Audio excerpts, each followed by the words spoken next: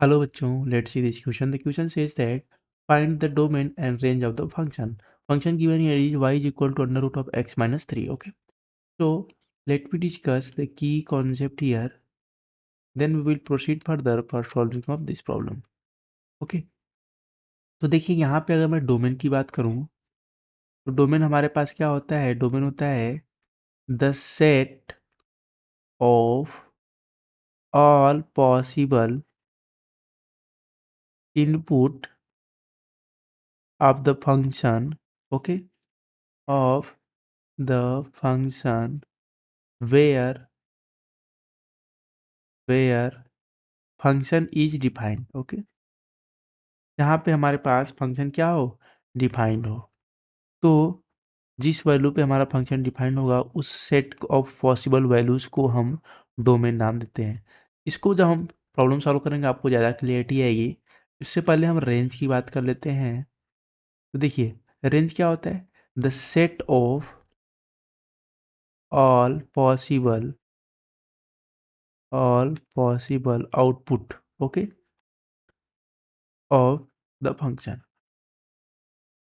जो हमारे पास डोमेन आई थी उसके अकॉर्डिंगली हम ये फाइंड करने की कोशिश करते हैं कि जो हमारा फंक्शन है वो क्या क्या आउटपुट यील्ड कर रहा है. ठीक है, तो ये सारी चीज़ें हम रेंज में अंडर में कवर करते हैं. जैसे लेट्स सपोज हमारे पास फंक्शन एफ है. ठीक है, तो हम डोमेन में क्या फाइंड करने की कोशिश करते हैं कि एक्स की किन किन वैल्यूज़ के लिए जो है हमारा फंक्शन डिफाइंड है. ठीक है, जो जो वैल्यूज़ के लिए फंक्शन डिफाइंड हो वो सारे क्या होंगे? उसकी डोमेन होंगे.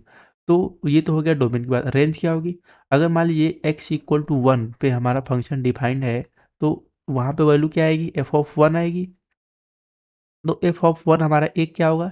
एक ये हमारा जो है ये सेट किस सेट में आएगा? ये हमारे रेंज के सेट में आएगा. एक्स इक्वल टू 2 के लिए मान लीजिए एफ ऑफ 2 मिल रहा है तो वो हमारा रेंज के सेट में आ जाएगा. ये उसकी क्या हो गई? रेंज की सेट की वैल्यूज हो गई. तो इस प्रकार से हम जो है इसको कैलकुलेट कर सकते हैं.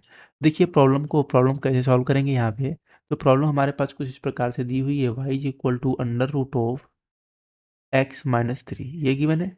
आप देखिए अगर आपको दिया हो अंडर रूट ऑफ ए, ठीक है, यहाँ पे क्या होता है? A always greater than equal to 0 होता है. इसका मतलब यहाँ पे क्या है? X minus 3 greater than equal to 0.